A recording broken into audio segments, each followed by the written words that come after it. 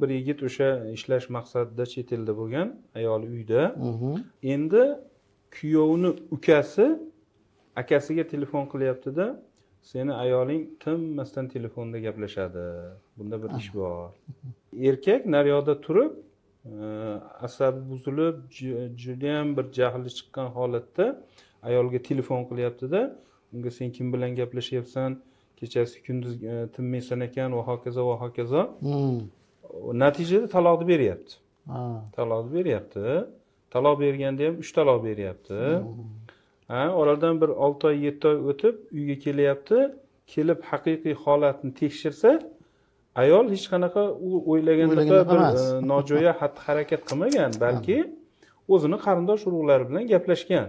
Buni hech qanaqasiga kuyov tomon o'zi ham e'tirof qilib turibdi. Men hech qanaqasiga isbotlay olmadim. O'zimni gumonlarimni, o'zim aytganlarimni.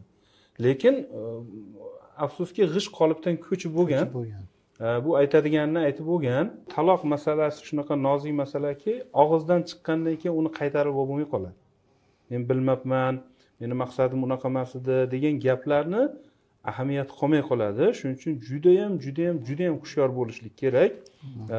Bir ikkita odamning gapi bilan xulosa chiqarishga shoshilmaslik kerak.